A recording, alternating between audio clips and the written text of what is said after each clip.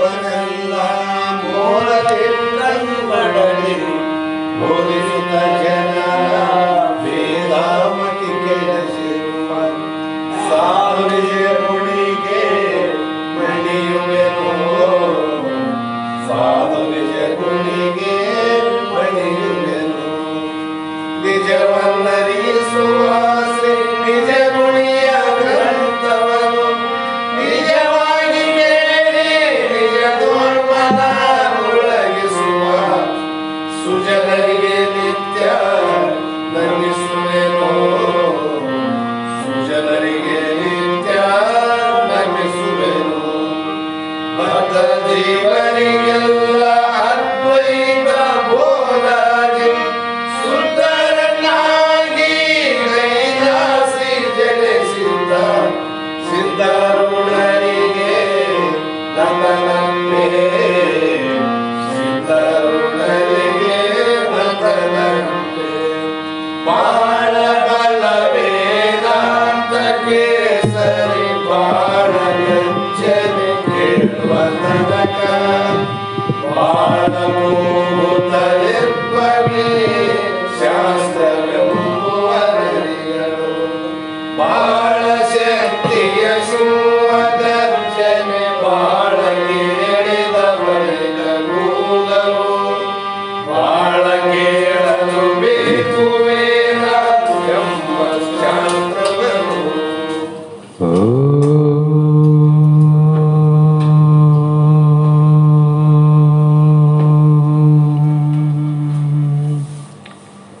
ಚೈತನ್ಯಂ ಶಾಶ್ವತಂ ಶಾಂತಂ ವ್ಯೋಮಾತೀತಂ ನಿರಂಜನಂ ನಾದಬಿಂದುಕಲಾತೀತಂ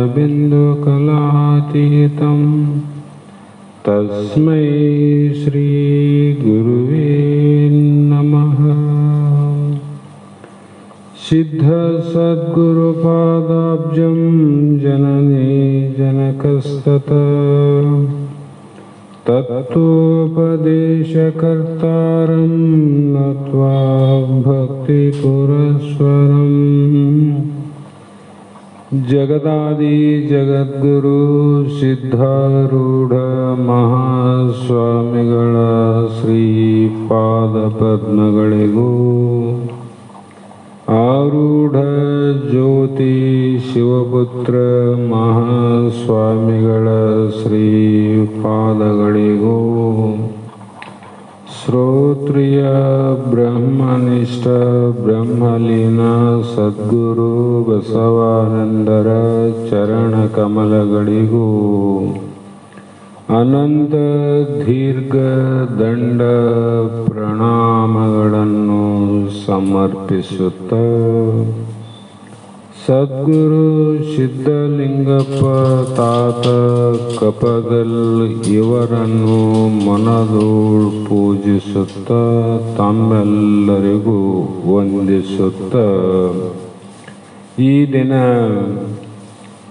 ಶ್ರೀಮನ್ ನಿಜಗುಣ ಯೋಗಿಗಳು ರಚಿಸಿದಂಥ ಪರಮಾನುಭವ ಬೋಧೆ ಎನ್ನುವ ಗ್ರಂಥದ 6ನೇ ಸಂಧಿ 16ನೇ ಸೂತ್ರದ 6ನೇ ನುಡಿ ಇಂದಿನ ಆಧಾರದ ವಿಷಯವಾಗಿದ್ದು,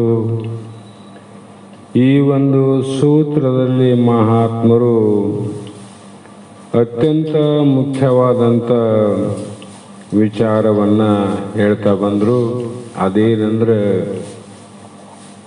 ಮುಮುಕ್ಷು ಅಭ್ಯಾಸಿ ಅನುಭವಿಗಳಿಗೆ ದೇಹ ತ್ಯಾಗ ಮಾಡುವ ಸಂದರ್ಭದಲ್ಲಿ ವಿಧಿಗಳು, ಎಚ್ಚರಿಕೆ, ಸ್ಮರಣೆ, ಚಿಂತನೆಗಳು ಉಂಟು. ಆದರೆ ಆರೂಢನಿಗೆ ಇಲ್ಲ. ಯಾಕಿಲ್ಲಂದರೆ, ದೇಹವು ಆನು ಅಲ್ಲೇ ಎನ್ನದೆ ಎಂದೊಡೆ ಆಗಳ ದೇಹದ ತ್ಯಾಗ ಆತನಿಗೆ ಹಕ್ಕು. ಆತನಿಗೆ ದೇಹ ಯಾವಾಗ ತ್ಯಾಗ ಆಗ್ಯದಂದರೆ, ಈ ದೇಹ ಪಂಚಮಹಾಭೂತದ ದೇಹದ, ಇದು ಅನಾತ್ಮದಿಂದ ಕೂಡ್ಯದ. ಹಾಗಾಗಿ ಇದು ಜಡವರ್ಗ ಅದ. ಇದನ್ನು ಅರಿಯುವಂಥ ಚೈತನ್ಯ ಸ್ವರೂಪನಾದ ಪರಬ್ರಹ್ಮ ನಾನು ಇದ್ದೇನಂತ ಯಾವಾಗ ದೃಢ ಆಗ್ಯದ ಆವಾಗ ದೇಹ ತ್ಯಾಗ ಆಗೇ ಹೋಗದಂದ್ರೆ ಅವರು ಆಗ್ತದಂತ ಹೇಳಿಲ್ಲ. ಹಕ್ಕು ಅಂದ್ರೆ ಆಗ್ಯದಂತ ಅರ್ಥ. ಹಾಗಾಗಿ ಅನುರಾಗದಿಂದ ಮಾಳ್ಪದು ದೇಹ ಸಂಸ್ಕಾರವನ್ನು ವಿಧಿಯೋಳು ಮುಮುಕ್ಷಾದಿಯ ತನುಗಳನ್ನು ಅಗ್ನಿ ನದಿ ವನ ವೃಕ್ಷಾದಿ ಎನಿಪಲ್ಲಿ ಸಂಸ್ಥಾನ ಗತಿ ಎಂದು ಅಂತ ಹೇಳ್ತಾ ಬಂದರು. ಮುಮುಕ್ಷಿ ಮೊದಲಾದವರ ಶರೀರವನ್ನ ದೇಹ ತ್ಯಾಗ ಮಾಡಿದಾಗ ಅವರ ಸಂಸ್ಕಾರದಿಂದ ಸಮಾಧಿಯನ್ನ ಮಾಡಬೇಕು ಅಂತ ವಿಧಿಗಳಾವ. ಅವ್ರಿಗೆ ಮಾಡಬೇಕಂತ. ಹೇಗೆ ಮಾಡಬೇಕು? ನಾವು ಅನ್ಕೊಂತೀವಿ ನಮ್ಮ ಸಂಪ್ರದಾಯದ ಪ್ರಕಾರ ನಾವು ಹಿಂಗೆ ಮಾಡಬೇಕು, ಹೀಗೆ ಮಾಡಬೇಕು, ಹಾಗೆ ಮಾಡಬೇಕು, ಅವ್ರದ್ದು ನಮಗೆ ಸರಿ ಇಲ್ಲ, ನಮ್ಮದು ಇನ್ನೊಬ್ಬರಿಗೆ ಸರಿ ಇಲ್ಲ ಅಂತ ನಮಗನಿಸ್ತದ. ಆದರೆ ವೇದ ವಿಧಿಗಳು, ಶಾಸ್ತ್ರಗಳು ನಿಯಮಗಳನ್ನು ಹಿಡ್ಯವ. ಅನುರಾಗದಿಂದ ಮಾಡ್ಬೋದು ದೇಹ ಸಂಸ್ಕಾರ ಅಂದರು. ಅನುರಾಗ ಅಂದ್ರೆ ಏನು? ಬಹಳ ಪ್ರೀತಿಯಿಂದ, ಪ್ರೇಮದಿಂದ, ಸಂತೋಷದಿಂದ. ಇದು ಬಹಳ ಮುಖ್ಯ ಅದ. ಯಾರಾದರೂ ಸತ್ತಂತ ಸಂದರ್ಭದಲ್ಲಿ ಸಂತೋಷ ಪಡೋರು, ಪ್ರೇಮದಿಂದ ಇರೋರು ಎಷ್ಟು ಜನ ಸಿಕ್ಕಾರ ಅನ್ನೋದು ನೀವು ಕೂಡ ಪರೀಕ್ಷೆ ಮಾಡಿ ನೋಡ್ಬೋದು. ಈ ಮುಮುಕ್ಷಾದಿಯ ಮೋಕ್ಷದ ಆಪೇಕ್ಷೆ ಉಳ್ಳಂತ ಈ ಮೂವರ ಶರೀರಗಳನ್ನು ಎಲ್ಲಿ ಸಂಸ್ಕಾರ ಮಾಡಬೇಕು ಅಂದರೆ ಅಗ್ನಿಯಲ್ಲಾದರೂ ಸಂಸ್ಕಾರ ಮಾಡಬೇಕು, ಸುಡಬೇಕು, ಅಥವಾ ಭೂಮಿಯಲ್ಲಾದರೂ ಕೂಡ ಇಡಬೇಕು, ಮತ್ತು ನದಿಯ ದಡದಲ್ಲಾಗಲಿ, ವನ ಅಂದರೆ ಕೆಲವು ವೃಕ್ಷಗಳಿರುವಂಥ ಸ್ಥಳದಲ್ಲಿ, ಅದಕ್ಕೆ ವಿಶೇಷವಾದ ಮಹಾಕಾಳಿ ಅಂತಾರೆ, ಬನ್ನಿ ಗಿಡ ಅಂತಾರೆ, ಇಂಥ ಒಂದು ಜಾಗದಲ್ಲಿ ಹೇಗೆ ಇರಿಸಬೇಕು ಅಂದರೆ ವಿಧಿ ಪ್ರಕಾರ ಅವುಗಳ ವಿಧಿಗಳವ. ಆ ವಿಧಿ ನಿಯಮದ ಪ್ರಕಾರ ಸಂತೋಷದಿಂದ ಸಂಸ್ಕಾರ ಮಾಡಂದ್ರು. ಇದು ಒಂದು ಬಂತು ಅಂದರೆ ಎಲ್ಲವೂ ಬಂದಂಗ. ಸಂತೋಷದಿಂದ ಸಂಸ್ಕಾರ ಮಾಡೋದು, ದುಃಖದಿಂದ ಮಾಡಬೇಡ. ದುಃಖ ಯಾವಾಗ ಆಗ್ತದ, ಸಂತೋಷ ಯಾವಾಗ ಆಗ್ತದ ಅಂತ ವಿಚಾರ ಮಾಡಬೇಕಲ್ಲ.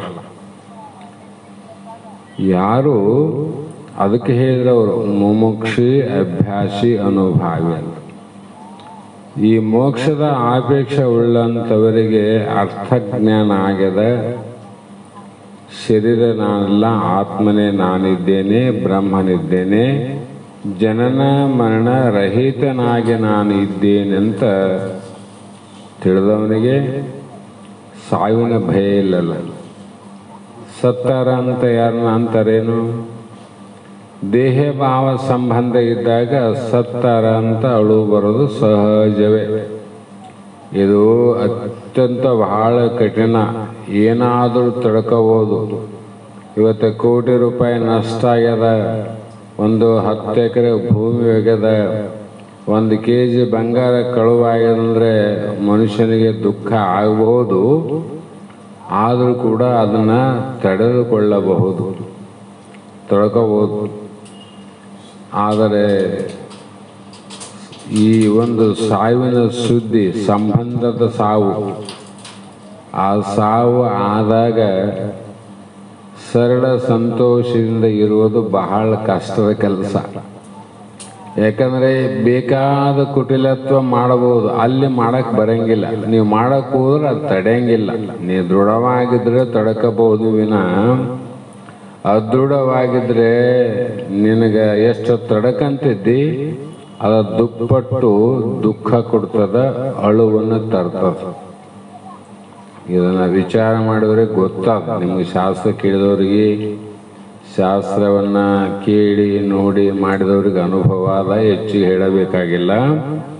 ಹಾಗಾಗಿ ಸಂತೋಷದ ಸಂಸ್ಕಾರ ಮಾಡು. ಏನು ಮಾಡ್ತಿದ್ದಿ? ಈಗ ಯಾವುದಾದ್ರೂ ಅನಿತ್ಯವಾದ ವಸ್ತುಗಳನ್ನು ಹೇಗೆ ಚಲ್ಲಾಪಿಲ್ಲಿಯಾಗಿ ಲಕ್ಷಿಲ್ಲ ಹೆಂಗಿರ್ತೀವಿ, ಅದರಂತೆ ದೇಹ ಕೂಡ ಅದು ನಂದು ಅಲ್ಲ ನಮ್ಮದು ಅಲ್ಲ ಅಂತ ಆದಾಗ ಅದು ಏನಾದರೂ ಏನು ಆದರೂ ಕೂಡ ಇದನ್ನು ಸಂಸ್ಕಾರ ಪದ್ಧತಿಯಿಂದ ಮಾಡಬೇಕು ಅಂತ ವಿಧಿಗಳವ. ಆ ಪ್ರಕಾರ ವಿಧಿಗಳನ್ನು ಮುಗಿಸೋದು ನಡೆಯನ್ಬಿಡೋದು ಅಷ್ಟೆ. ಹಾಗಾಗಿ ಇದನ್ನು ನಾನು ಈ ಸಂದರ್ಭದಲ್ಲಿ ಹೇಳಬೇಕಾಗತ್ತೆ. ಬಸವಾನಂದರಿಗೆ ಯಾಕೆ ಸಂತೋಷವಾಗಿ ತನ್ನ ಹೆಂಡತಿಯನ್ನು ತೀರಿಕೊಂಡಾಗ ಸಂತೋಷವಾಗಿದ್ದರು ಅಂದರೆ, ಬಂದಂಥ ಬಂಧು ಬಳಗ ಊರ ಜನ ಎಲ್ಲ ಗುಳೋ ಅಂತ ಹತ್ರ ಬಸವಾನಂದರು ಒಂದು ಬೇವಿನ ಗಿಡದ ಕಟ್ಟೆ ಮೇಲೆ ಕುಂತು ಸುಮ್ಮನೆ ಕೂತಿದ್ರಂತವ್ರು. ಆದರೆ ಅವರ ಅತ್ತಿಗೆ ಭಾಳ ಸಿಟ್ಟು ಬಂದದ್ದು.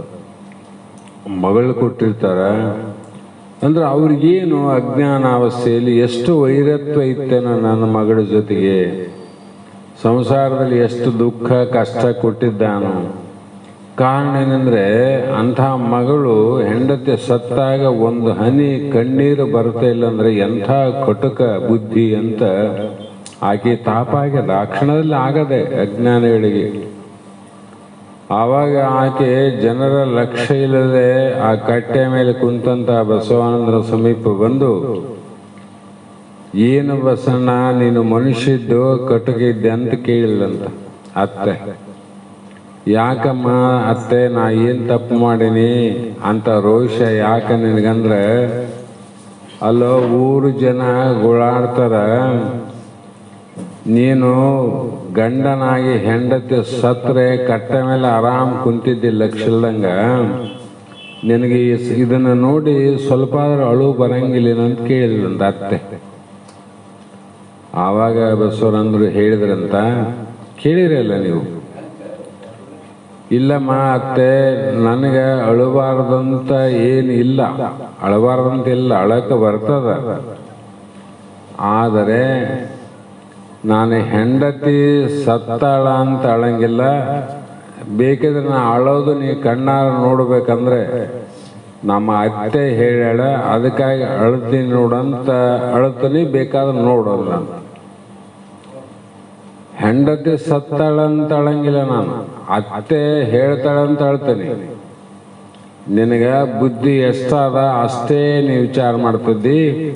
ನಿಂದು ಬರಬಾರದ ಸಂದರ್ಭನು ಸತ್ಯ ಅದ, ನಾನು ಅಳಂಗಿಲ್ಲ ಅಂತ. ಹೆಂಡತಿ ಸತ್ತಾಳಂತ ಅಳಂಗಿಲ್ಲ. ಯಾಕ ಆ ಧೀರತನ ಯಾಕೆ ಬಂತು, ಆ ಸೂರತನ ಯಾಕೆ ಬಂತು ಅಂದರೆ, ಅವ್ರಿಗೆ ಗೊತ್ತದ ತನ್ನ ದೇಹದಂತೆ ಅನ್ಯ ದೇಹ ಅಂತ.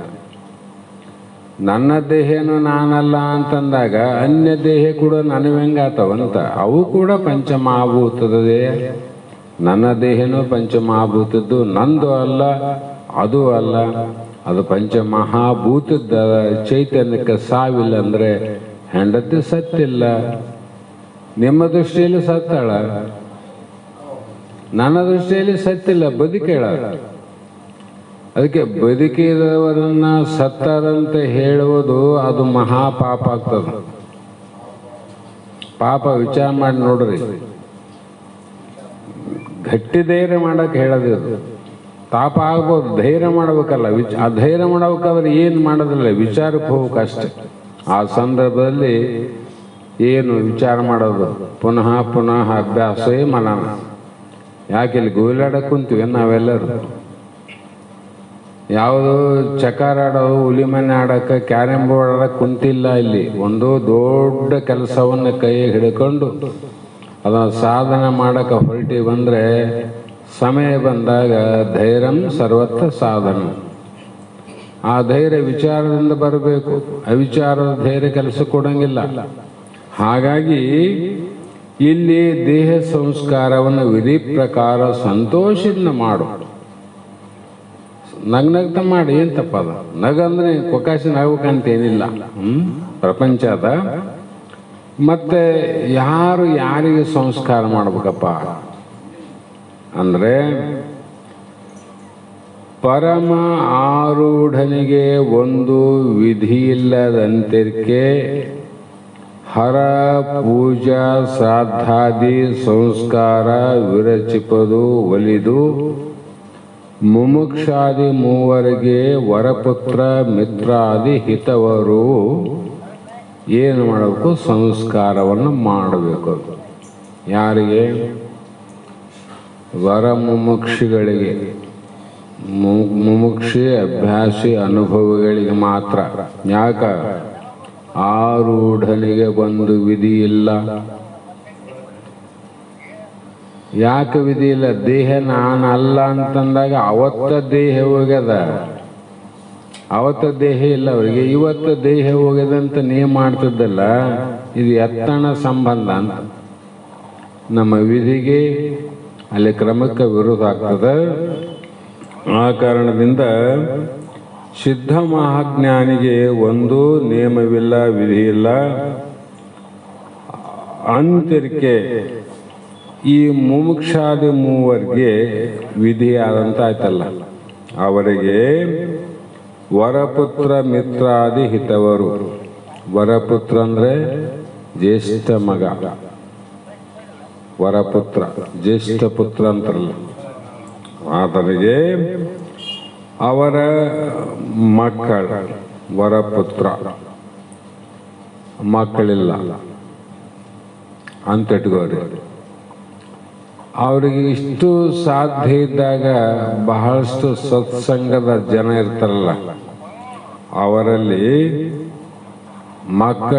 ಇಲ್ಲದಂಥ ಪ್ರಸಂಗದಲ್ಲಿ ಆ ಒಂದು ಸಂಪ್ರದಾಯದ ಶಿಷ್ಯರಾಗಲಿ ಅವ್ರು ಮಾಡಬಹುದು, ಮತ್ತು ಆ ಮಿತ್ರರಾಗಲಿ, ಆ ಸಂಘದವರಾಗಲಿ, ಅಥವಾ ಯಾರಾದರೂ ಬಹಳ ಹಿತವನ್ನು ಅವರ ಸೇವಾದಿಗಳನ್ನು ಮಾಡಿದವರು ಅವರಿರುವಾಗ ಯಾರು ಅವರ ಜೊತೆಯಲ್ಲಿ ಅತ್ಯಂತ ಶ್ರದ್ಧೆಯಿಂದ ಸಾಕ್ಷಾತ್ ಭಗವಂತ ಅಂತ ಯಾರು ಸೇವೆ ಮಾಡ್ಯಾರ ಅವರಾಗಲಿ,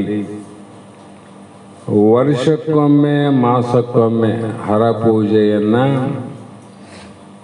ಮತ್ತೆ ತಿಂಗಳಿಗೊಮ್ಮೆ ಆಗಲಿ ವರ್ಷಕ್ಕೊಮ್ಮೆ ಆಗಲಿ ಸಾಧ ಕರ್ಮ ಸಂಸ್ಕಾರವನ್ನು ಸಂತೋಷವಾಗಿ ಮಾಡುವುದು ಅಂತ ಬರ್ದಲ್ಲಿ.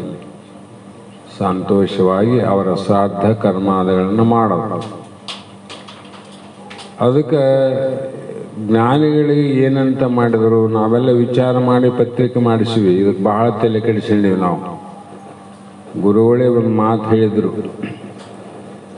ಯಾವಾಗ ಆರೂಢ ಜ್ಯೋತಿ ಶಿವಪುತ್ರ ಮಹಾಸ್ವಾಮಿಗಳ ಪುಣ್ಯತಿಥಿ ಅಂತ ಮಾಡ್ತಿದ್ರು, ವರ್ಷಕ್ಕೊಮ್ಮೆ ಮಾಡ್ತಾ ಬಂದ್ರು. ಅಂಥ ಜ್ಞಾನಿಗೆ ಯಾರ ಮಾಡಂಗಿಲ್ಲ ಹೇಳ್ರಿ. ಆವಾಗ ಬಸವಾನಂದರು ಕೂಡ ವರ್ಷಕ್ಕೊಮ್ಮೆ ಮಾನಿಗೆ ಹೋಗೋದು, ಶಿಷ್ಯರು ಮಾನವಿಯಾಗಿದ್ದರೆ ಇಲ್ಲಿಯವ್ರನ್ನ ಕರ್ಕೊಂಡು ಅಲ್ಲಿಗೆ ಹೋಗೋರು, ಕೇಮಲಾಪುರದಲ್ಲಿದ್ದರೆ ಅಲ್ಲಿಯವ್ರು ಕರ್ಕೊಂಡು ಅಲ್ಲಿಗೆ ಬರೋರು. ಒಟ್ಟು ಆ ಕಾರ್ಯದಲ್ಲಿ ಭಾಗಿಗಳಾಗಿ ಬರೋದು ಹೋಗೋದಿತ್ತು. ಯಾಕಂದ್ರೆ ಗುರುಸ್ಥಾನದ ಗುರುವಾದ. ಆ ಒಂದು ವಿಚಾರದಿಂದ ಸ್ವಲ್ಪ ದಿನ ಆದಮೇಲೆ ಎಲ್ಲರೂ ಕೂಡಿ ಕೇಮಲಾಪುರದಲ್ಲಿ ವಿಚಾರ ಮಾಡಿದ್ರಂತ.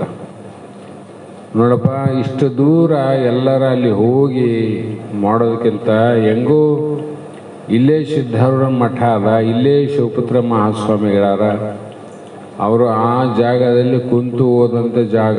ಕೇಮಲಾಪುರ ಮಠ ಏನದಲ್ಲ, ಅಲ್ಲಿ ಸಿದ್ದಾಪುರ ಆ ಕಡೆ ಎಲ್ಲ ಶಿಷ್ಯರಿದ್ದಾಗ ಆವಾಗ ಆ ಜಾಗದಲ್ಲಿ ಕುಂತು ಹೋಗ್ಯಾರಂತ ಅವರು ಶಿವಪುತ್ರ ಪಪ್ಪರು. ಅದೇ ಜಾಗದಲ್ಲಿ ಮಠ ಆದದ್ದು. ಇಂಥ ಜಾಗದಲ್ಲಿ ಅಲ್ಲಿ ಯಾಕೆ ನಾವು ಎಲ್ಲರೂ ಅಲ್ಲಿ ಹೋಗೋದಕ್ಕಿಂತ ಎಲ್ಲರೂ ಕೂಡಿ ಇಲ್ಲೇ ಮಾಡಮಲ್ಲ, ಭಾಳ ಚಲೋ ಅಂತೇಳಿ ಅಂದಾಗ ಎಲ್ಲರೂ ಒಪ್ಕೊಂಡಾರ. ಅಂಥ ಕಾರ್ಯಕ್ಕೆ ಯಾರು ಅಲ್ಲಿ ಅಂತಾರೀ? ಅಂಥ ಪುಣ್ಯ ಎಲ್ಲಿ ಸಿಗ್ತದೆ ಹೇಳು? ಅವಾಗ ಭಾಳ ಸಂತೋಷದಿಂದ ಎಲ್ಲರೂ ಕೂಡಿ ಆ ಕಾರ್ಯವನ್ನು ಹೂಡಿ ವಿಜೃಂಭಣೆಯಿಂದ ಮಾಡ್ಯಾರ. ಆ ವರ್ಷ ಮಾಡಿದ ನಂತರ ಸ್ವಲ್ಪ ದಿನ ಆದ ಮೇಲೆ ಬಸವಾನಂದರು ಯಾವಾಗಲೂ ವಿಚಾರವಾದಿಗಳು, ಆಚಾರ ಕಡಿಮೆ ಇದ್ದರೂ ಕೂಡ ವಿಚಾರ ಬಹಳ ಮಾಡೋರು ಅವರು. ಹೌದು, ಎಲ್ಲರೂ ಪುಣ್ಯತಿಥಿ ಅಂತ ಮಾಡ್ತಾರ, ಎಲ್ಲರೂ ಮಾಡ್ತಾರಂತ ನಾವು ಮಾಡ್ತೀವಿ, ಇಲ್ಲಂತಲ್ಲ. ಎಲ್ಲಿಯಾದರೂ ಅವರೆಲ್ಲ ಪರಮಾನುಭವದೆಲ್ಲ ಕೊಡುದವ್ರು ಅವರು. ಆವಾಗ ಶಾಸ್ತ್ರ ನೆನಪು ಬಂದು ತೆಗೆದು ನೋಡ್ಯಾರ. ನೋಡಿದ ಮೇಲೆ ಆವಾಗ ಥಟ್ಟನ ವಿಚಾರ ಗೊತ್ತಾಗದ ಇದೇ ನುಡಿ ಯಾವುದು? ಪರಮ ಆರೂಢನಿಗೆ ಒಂದು ವಿಧಿ ಇಲ್ಲ. ಪ್ರತ್ಯಕ್ಷ ಸಿಕ್ಕಾಗ ಹಾ ಅಂದ್ರಂತವ್ರು. ಎಲ್ಲರೂ ಮಾಡ್ತಾರಂತ ನಾವು ಮಾಡಿದ್ರೆ ಎಲ್ಲರಿಗೂ ನಮಗೆ ವ್ಯತ್ಯಾಸ ಏನದ ಅಂಥೇಳಿ ಅವತ್ತು ಸಾಯಂಕಾಲ ಎಲ್ಲರಿಗೂ ಕರೆಸ್ಬಿಟ್ಟರು. ಶ್ರೀಶೈಲಪ್ಪ ಬಾ, ತಮ್ಮಣ್ಣ ಬಾ, ಶ್ರೀಮಂತ ಮಾಸ್ತರು, ಚಿಟ್ಟಿ, ಆಮೇಲೆ ಬಸಪ್ಪ, ಗುರಪ್ಪ, ಸಿದ್ದಣ್ಣಗೌಡ ಎಲ್ಲರನ್ನ ಕರೆಸಿ ಕುಂದಿಸಿ ಈ ಗ್ರಂಥ ತಗೊಂಡು ಮುಂದಿಟ್ರಂತವ್ರಿಗೆ. ನೋಡಪ್ಪ, ನಿಮ್ಮಲ್ಲಿ ಯಾಕೆ ಕರೆಸಿನಂದ್ರೆ ಇನ್ನೊಂದು ಸ್ವಲ್ಪ ದಿವಸದಾಗ ಮತ್ತೆ ಪುಣ್ಯತಿಥಿ ಬಂದದ,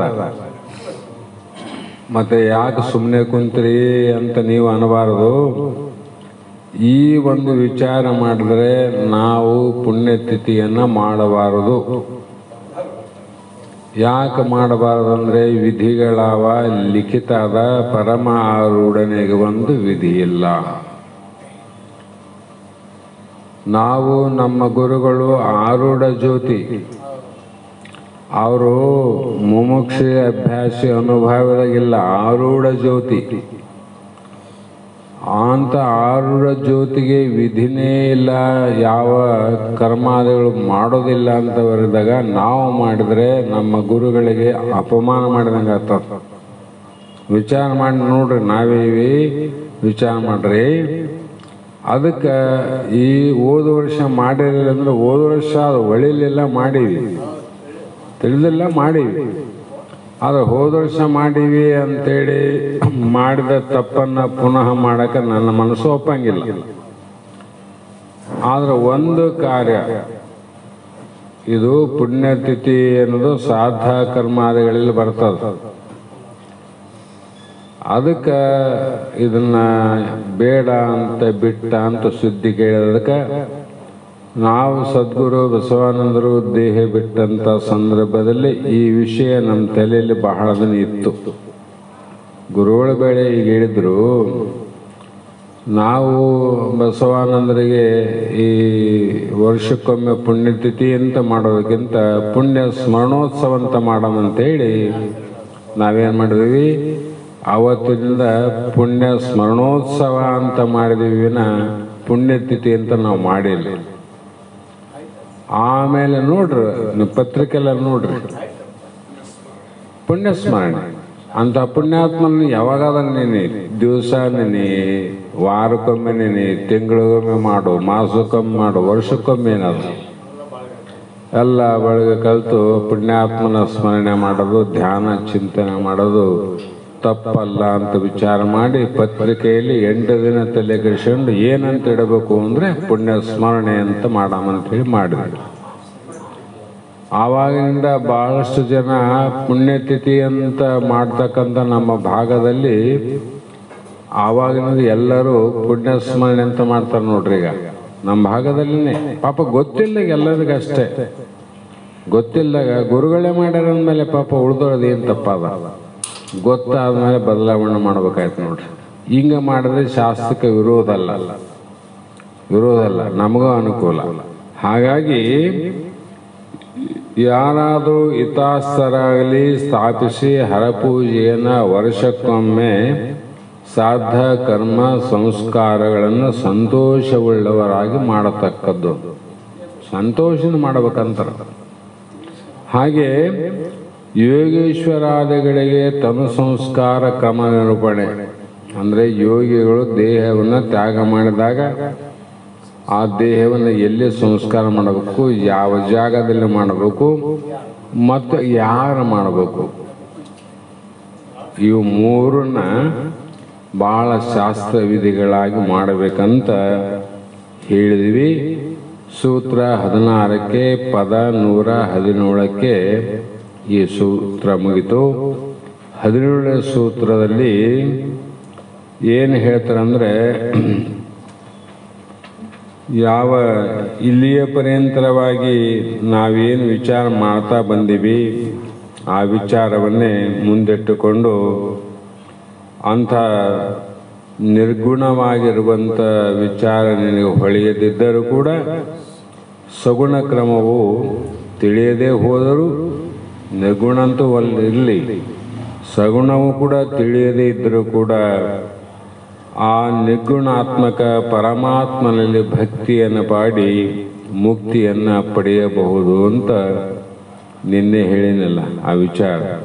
ಯಾಕಂದರೆ ದುರ್ಬಲ ವಾಕ್ಯಗಳು ಬೇರೆ, ಪ್ರಬಲ ವಾಕ್ಯಗಳು ಬೇರೆ. ಇಲ್ಲಿ ಪರಮಾತ್ಮ ನಿರ್ಗುಣನೂ ಹೌದು, ಸಗುಣನೂ ಹೌದು. ಆ ಭಗವಂತ ನಿರ್ಗುಣನೂ ಹೌದು, ಸಗುಣನೂ ಹೌದು. ಹಾಗಾಗಿ ನೀ ನಿರ್ಗುಣದಿಂದ ಉಪಾಸನೆಯನ್ನು ಮಾಡಲಿಕ್ಕೆ ಆಗದೇ ಇದ್ದರೂ ಪರವಾಗಿಲ್ಲ, ಸಗುಣ ರೂಪದಿಂದಾದರೂ ಕೂಡ ನಿನಗೆ ಮಾಡಲಿಕ್ಕೆ ಆಗದಿದ್ದರೂ ಪರವಿಲ್ಲ. ಸಗುಣ ರೂಪನೇ ಇರಲಿ, ನಿರ್ಗುಣ ರೂಪನೇ ಇರಲಿ, ಒಟ್ಟು ಪರಮಾತ್ಮ ಇರುವುದು ಸತ್ಯ ಅಂತ ನೀವು ತಿಳ್ಕೊಂಡು ಭಕ್ತಿಯನ್ನು ಮಾಡಿದರೆ ಸಾಕು, ಮುಕ್ತಿಯನ್ನು ಪಡೆಯಬಹುದು. ಅದಕ್ಕೆ ಸೂತ್ರದಲ್ಲಿ ಭಕ್ತಿ ಮಾತ್ರವನ್ನು ಮಾಡಿದೊಡೆ ಕೇಳು ಅಂಗನೆ ಮುಕ್ತಿಯನ್ನು ಒಲಿದು ಈಶನು ಈವನು. ಆ ನೀನು ಕೇಳಕ್ಕೆ ಹೋಗಬೇಡ, ಆ ಪರಮಾತ್ಮನೇ ನಿನಗೆ ಬಂದು ಮುಕ್ತಿ ಕೊಡ್ತಾನ ಅನ್ನುವಂಥ ಮಾತು ಹೇಳ್ತಾರೆ ಇಲ್ಲಿ. ಪರಮಾತ್ಮನಲ್ಲಿ ಆತನೇ ಬಂದು ಮುಕ್ತಿ ಕೊಡ್ತಾನೆ ನಿನಗೆ. ಹೇಗೆ? ಪ್ರೇಮದಿಂದ, ನಿನ್ನ ಮೇಲೆ ಕರುಣೆಯಿಂದ, ಕೃಪೆಯಿಂದ. ಹಾಗಾಗಿ ಏನು ಮಾಡು ಅಂದರೆ ಆತನಲ್ಲಿ ಭಕ್ತಿ ಮಾತ್ರ. ಭಕ್ತಿಯೇ ಮುಕ್ತಿಗೆ ಮೂಲ ಕಾರಣ.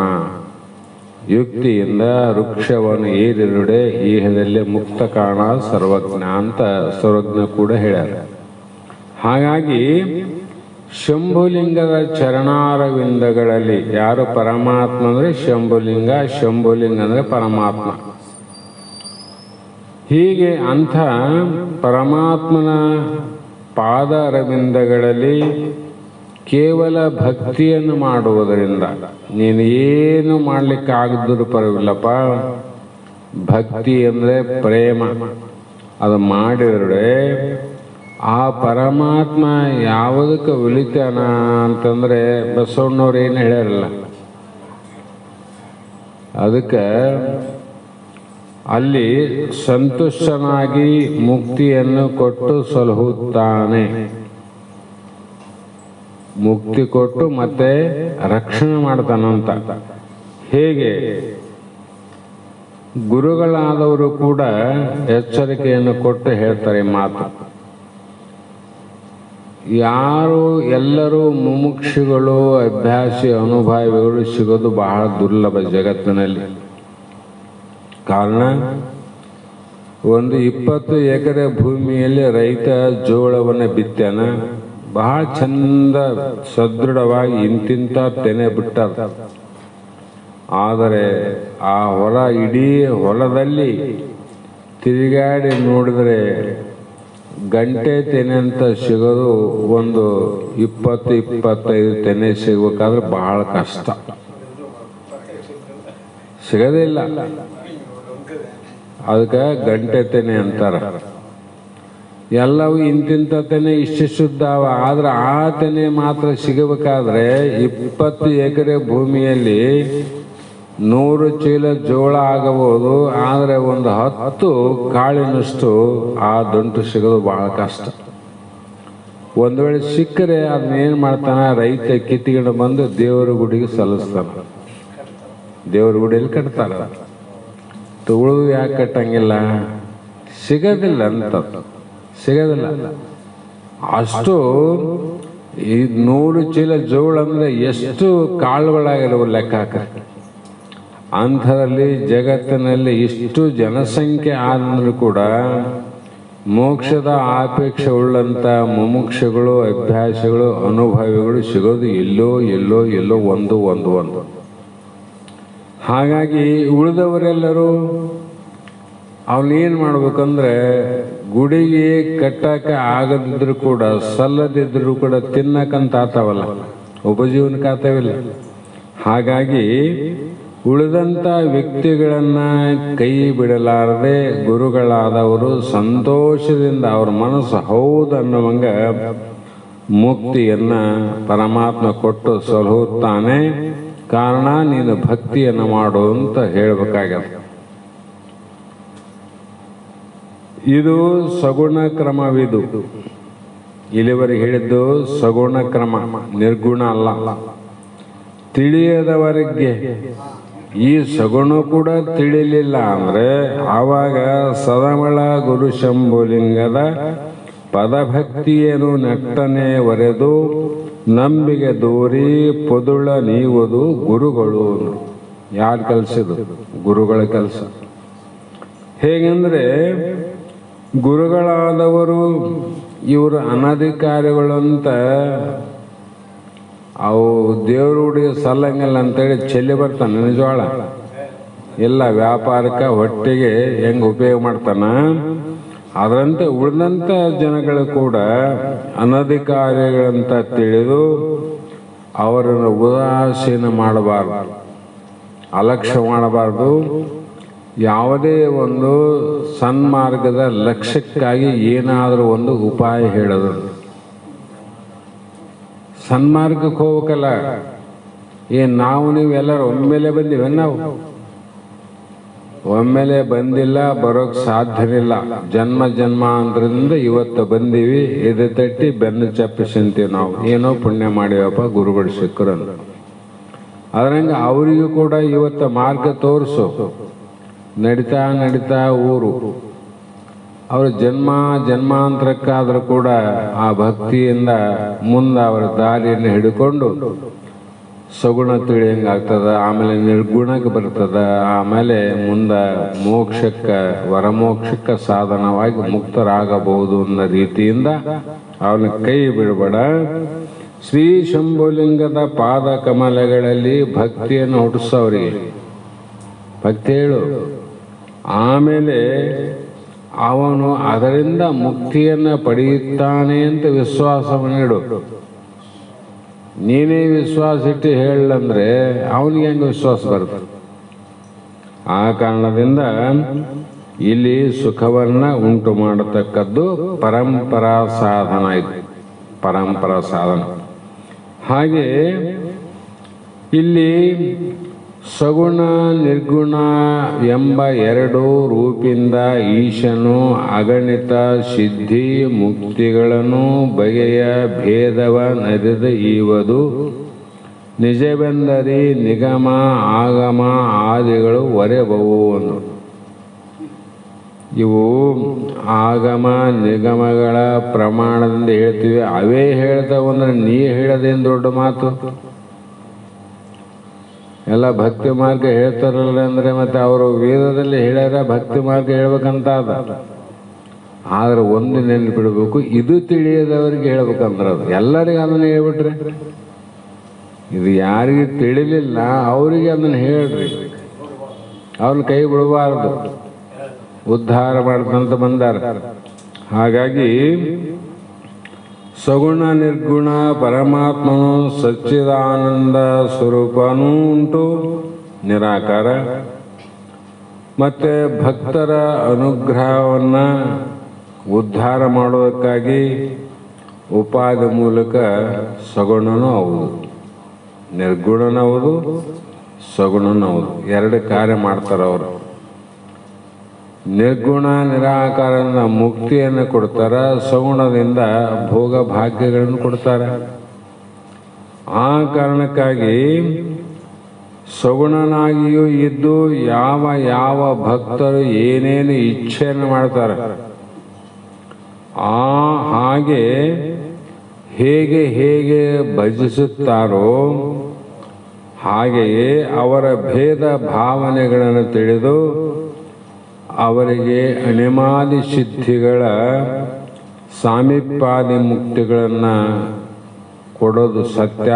ಸಾಯುಜ್ಯ ಆಗದಿದ್ದರೂ ಕೂಡ ಸಾಮೀಪ್ಯಾದಿ ಮುಕ್ತಿಗಳು ಪ್ರಾಪ್ತಿಯಾಗ್ತವೆ. ಆ ಕಾರಣದಿಂದ ಈ ಮಾತು ನಾವು ಕಲ್ಪನೆಯಿಂದ ನಿಮಗೆ ಹೇಳಕತ್ತಿಲ್ಲ, ವೇದಗಳೇ ಹೇಳ್ತವ. ಮುಗ್ದೈತಲ್ಲ. ವೇದದ ಕರ್ಮಕಾಂಡದಲ್ಲಿ ಏನು ಹೇಳ್ಯಾವ? ಇವನ್ನೇ ಹೇಳ್ಯಾವಲ್ಲ. ವೇದದ ಕರ್ಮಕಾಂಡ ಪರಮಾತ್ಮ ಅದರಲ್ಲಿ ಇದನ್ನೇ ಹೇಳ್ಯಾನ. ಹಾಗಾಗಿ ಅಂಥ ಮಹಾತ್ಮರಲ್ಲಿ ಯಾಕೆ ಕರುಣೆ ಅನ್ನುವಂಥದ್ದು ಅತಿ ಮುಖ್ಯ ಅಂತ ಹೇಳಿರಲ್ಲ. ಗುರುಗಳಲ್ಲಿ ಬಹಳ ಕರುಣೆ ಉಳ್ಳವರು ಬೇಕು ಅಂತ. ಯಾಕಂದರೆ ಎಲ್ಲ ಅಧಿಕಾರಿಗಳನ್ನು ತಗೊಂಡು ಹೋಗೋ ಕರ್ತವ್ಯ ಅದ ಎಲ್ಲ ಅಧಿಕಾರಿಗಳು. ಹಾಗಾಗಿ ಅಂತಹ ಕರುಣಾಶಾಲಿಗಳು ಒಂದೊಂದು ಪ್ರಕಾರ ಒಂದೊಂದು ರೀತಿಯಿಂದ ಜಗತ್ತನ್ನು ಉದ್ಧಾರ ಮಾಡ್ತಾರೆ, ಕಲ್ಯಾಣ ಮಾಡ್ತಾರೆ, ತಪ್ಪಂತಲ್ಲ. ಕರುಣಾಮೂರ್ತಿಯಾದ ಗುರು ಒಂದು ದಿವಸ ಒಬ್ಬ ಶಿಷ್ಯನ ಮನೆಗೆ ಹೋದ. ಆ ಶಿಷ್ಯ ಹೇಗಿದ್ದಂದ್ರೆ ಗುರುಭಕ್ತಿ ಉಳ್ಳವನು. ಭಕ್ತಿಯನ್ನು ಮಾಡಿದರಡೆ ಮುಕ್ತಿಯನ್ನು ಇವನು. ಅಂಥ ಗುರುಭಕ್ತಿ ಉಳ್ಳವನು. ಆದರೆ ಮನೆಯಲ್ಲಿ ಮಾತ್ರ ವ್ಯತ್ಯಾಸ. ಸತಿಪತಿಗಳ ಒಂದಾದ ಭಕ್ತಿ ಹಿತವಪ್ಪದು ನಮ್ಮ ಶಿವಂಗೆ. ಸತಿಪತಿಗಳ ಭಕ್ತಿ ಒಂದಾಗದ ಭಕ್ತಿ ಅಮೃತದೋಳು ವಿಷ ಭರಿಸಿದಂತೆ ಕಾಣ ರಾಮನಾಥ ಅಂತ ಜೇಡರ ದಾಸಿಮೆ ಹೇಳ್ಯಾರ. ಮನೆ ಹೇಗಿರಬೇಕು ಅಂದರೆ ಅದು ಭಕ್ತಿ ಇರಬೇಕಲ್ಲ. ಆತನಲ್ಲಿ ಅದು ಐಕ್ಯಲಿಲ್ಲ, ಸಂಸಾರಿಕ. ಆತನಿಗೆ ಆಪೇಕ್ಷೆ ಭಾಳ ಅದ.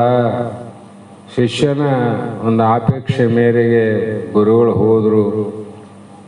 ಹೋದ ಮೇಲೆ ಮನೆಯ ವಾತಾವರಣ ನೋಡಿದಾಗ ಗೊತ್ತಾಗ್ತದೆ ಜ್ಞಾನಿಗಳಿಗೆ. ಅದೇನು ದೊಡ್ಡ ಮಾತಲ್ಲ. ನಮ್ಮ ಬಸವಂದ್ರ ಬಾಯಲ್ಲಿ ಕೇಳಬೇಕು, ತಮ್ಮ ನೀನು ರೋಡ್ ಹಿಡಿದು ಹಿಂಗೆ 2 ಸಲ ಹಿಂಗೆ ಓಡಾಡಿದ್ರೆ ಗೊತ್ತಾಗ್ತದೆ ನಿನ್ನ ಕಪಟತ್ವದಿಂದ ಇದ್ದು, ಸಟೆಯಿಂದ ಇದ್ದು, ನೀನು ಹೇಗಿದ್ದೆ ಅಂತ ನಮಗೆ ತಿಳಿಯಂಗಿಲ್ಲ. ಆತಗ ಮುದುಕಗ ಅಂತ ಅನ್ಕೋಬೇಡ್ರಿ, ಎಲ್ಲ ಗೊತ್ತಾಗ್ತವ ತಮ್ಮ. ಎಷ್ಟು ದೂರ ಹೋಗ್ತೀರಿ ನೀವು?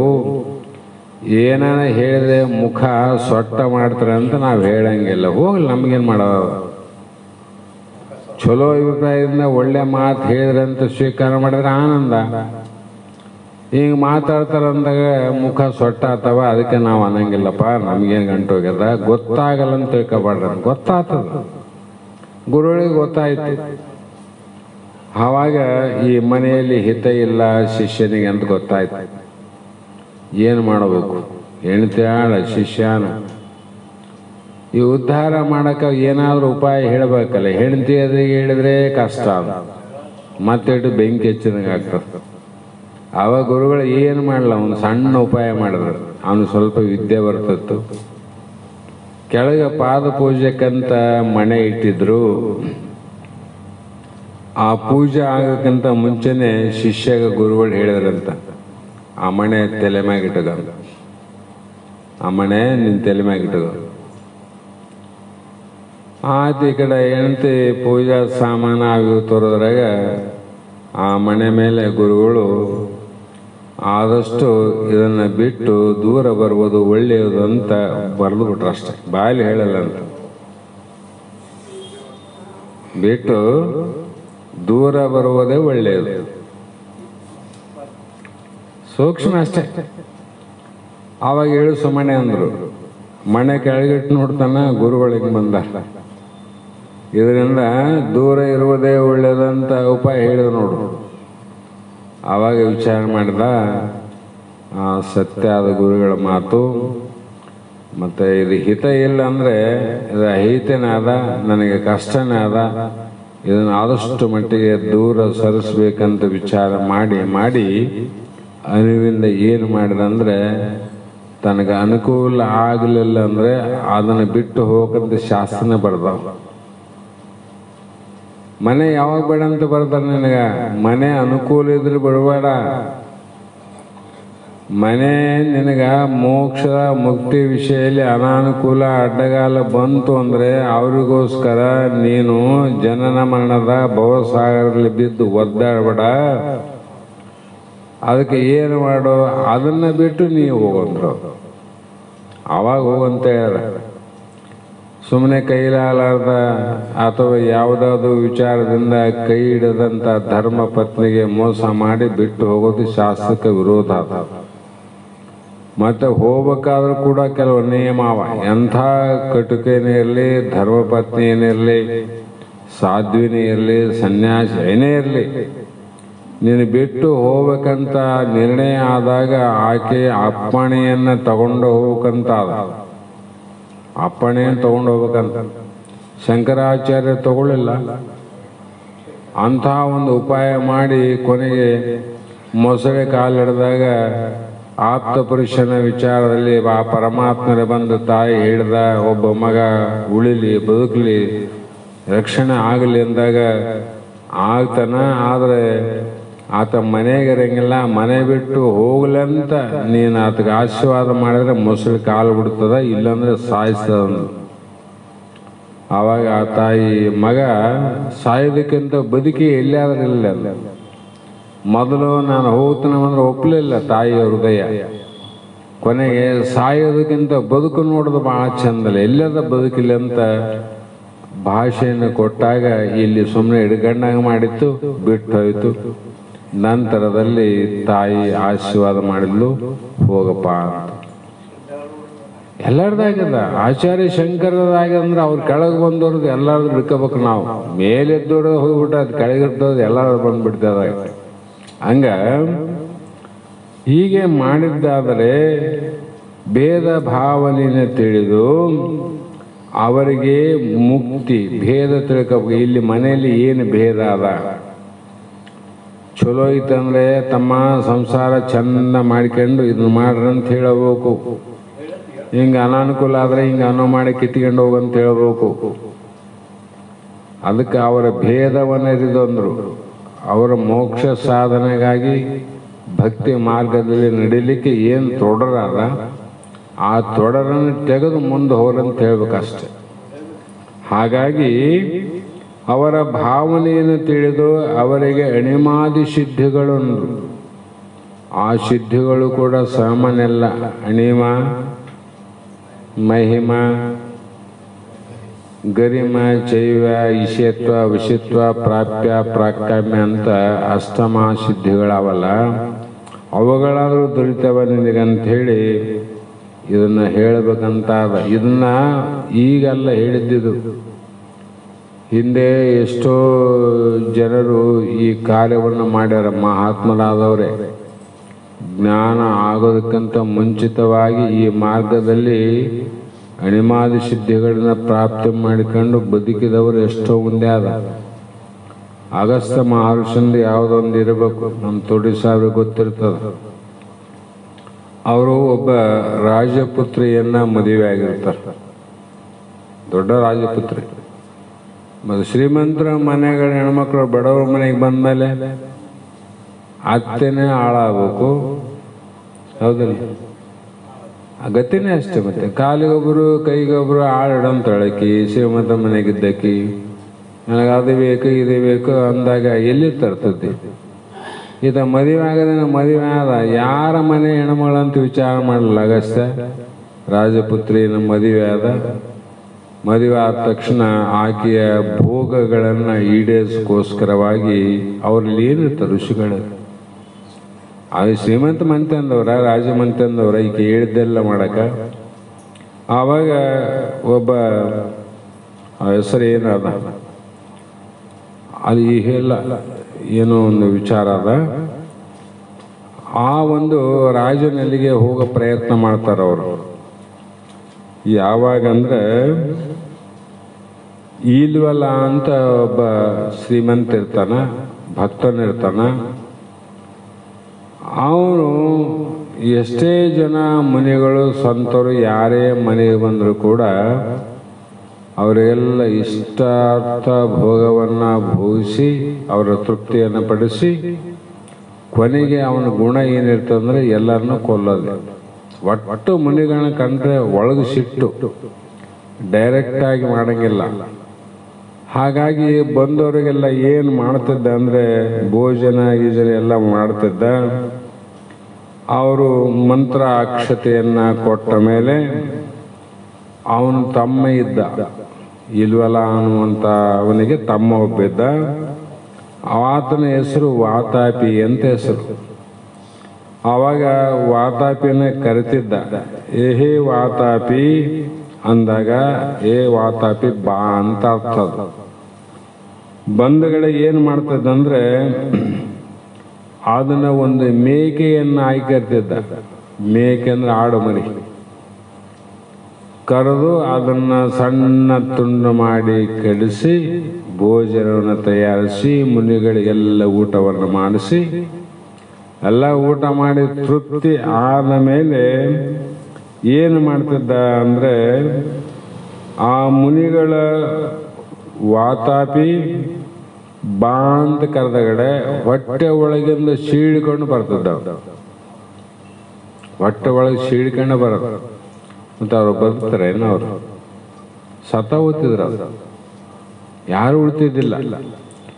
ಅದೇ ಪ್ರಕಾರವಾಗಿ ಈ ಅಗಸ್ತ್ಯ ಏನು ನಾನು ಹೇಳಿದ್ನಲ್ಲ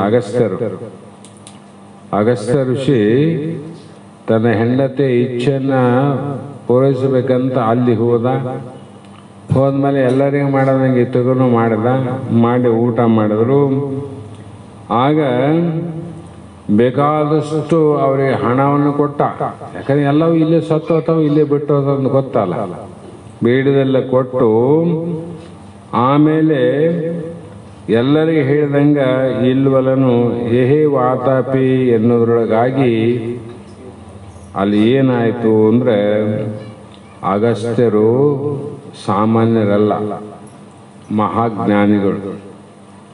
ತಮ್ಮ ಜ್ಞಾನ ದೃಷ್ಟಿಯಿಂದ ನೋಡಿದ್ರು ಇದೇನು ಕುತಂತ್ರ ಆದಂತ ತಿಳ್ಕೊಂಡು ಅಲ್ಲೇನು ಮಾಡಿದ್ರು ಅಂದರೆ ವಾತಾಪಿ ಜೀರ್ಣೋಭವ ಅಂದ್ಬಿಟ್ರು. ಅವರು ಕಮೆಟ್ಟೆ ಮೇಲೆ ಕೈ ಆಡಿಸಿ ಜೀರ್ಣ ಆಗಲು ಉಂಡದ್ದೆಲ್ಲ ಅಂದ್ಬಿಟ್ರು.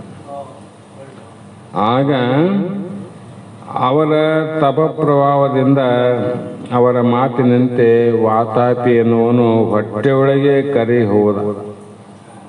ಹೊಟ್ಟೆಯೊಳಗೆ ಹೋದ.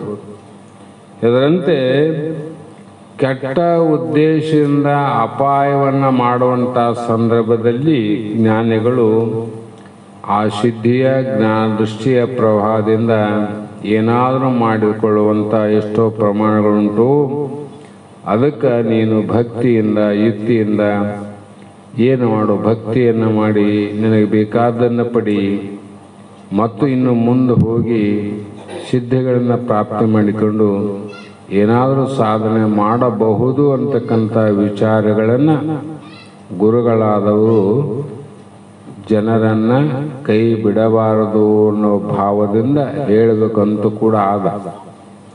ಹಾಗಾಗಿ ಗುರುಗಳಾದವರು ಏನು ಮಾಡಿದ್ರು ಅಂದರೆ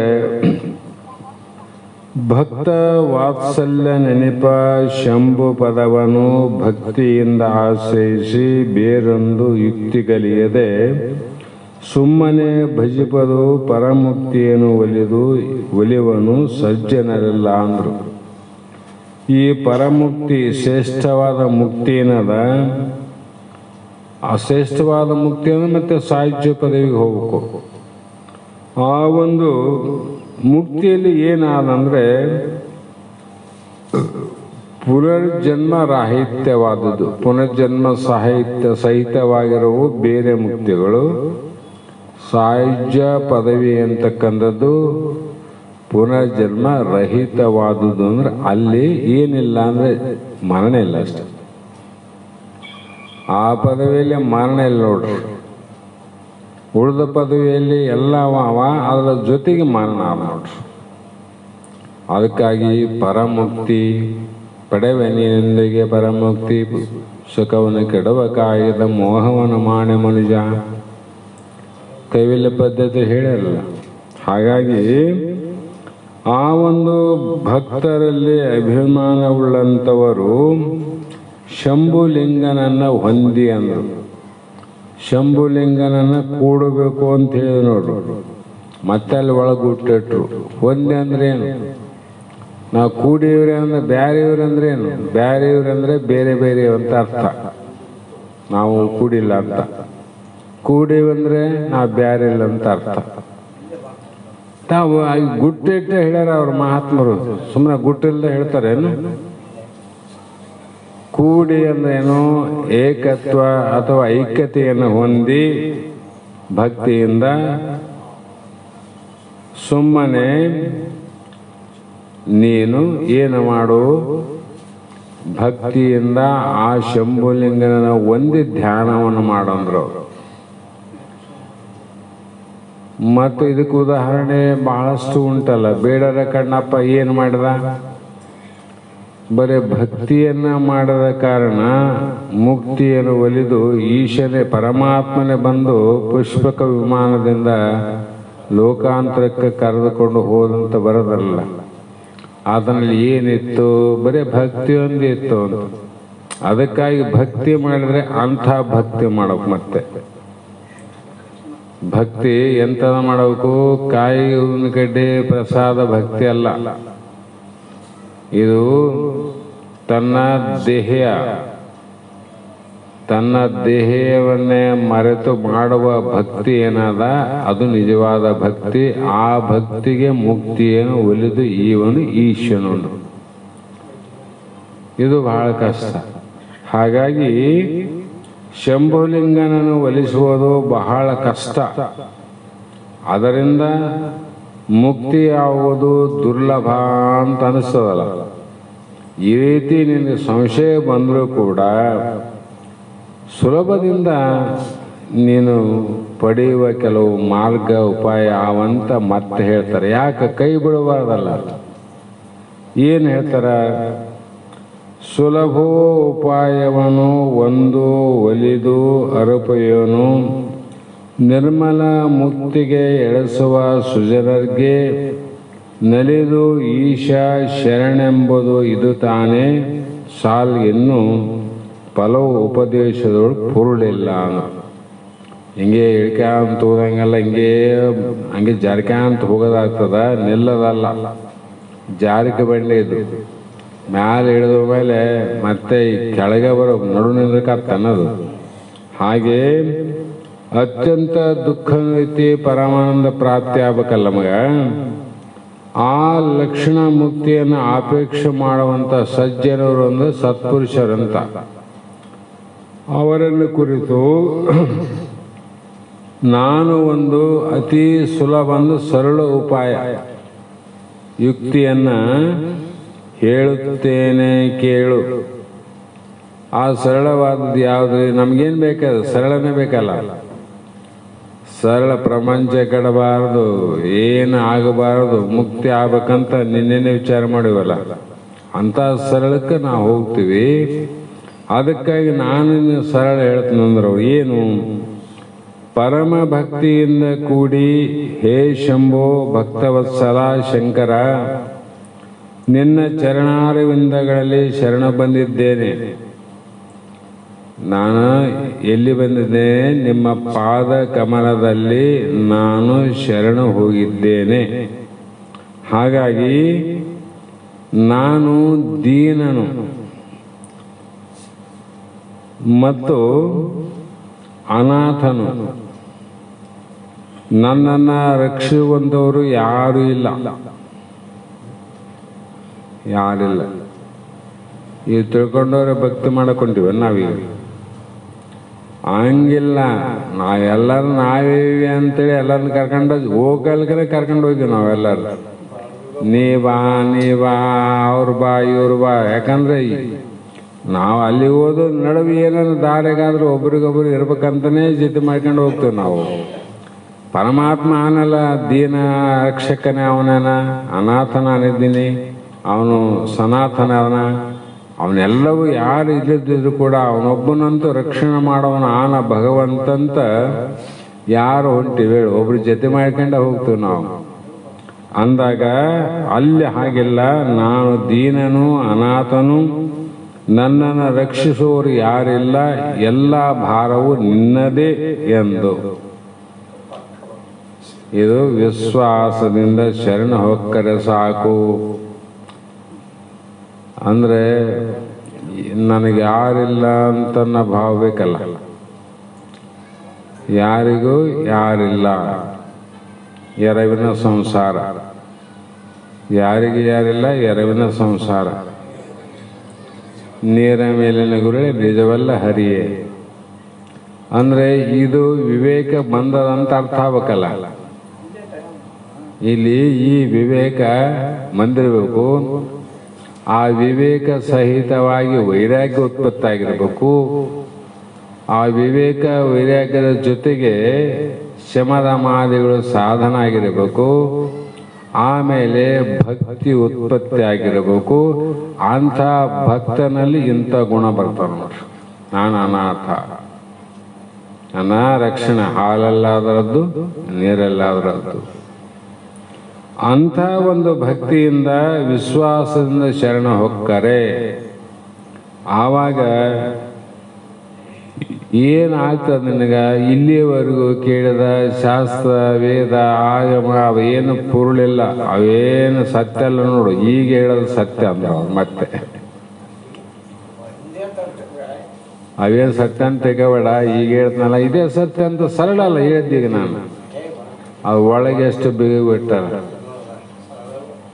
ನಾವು ಹೇಳಕ್ಕಲ್ಕ ಹಿಂಗೆ ಹೇಳೋದಲ್ಲ ಶಾಸ್ತ್ರ ಅಂತೀವಿ. ಹೌದು ಹೇಳಿದ್ರೆ ವಿಚಾರ ಹೆಂಗೆ ಬರೋದ್ರ ಅದನ್ನು ವಿಚಾರ ಮಾಡ್ಬೇಕಲ್ಲ.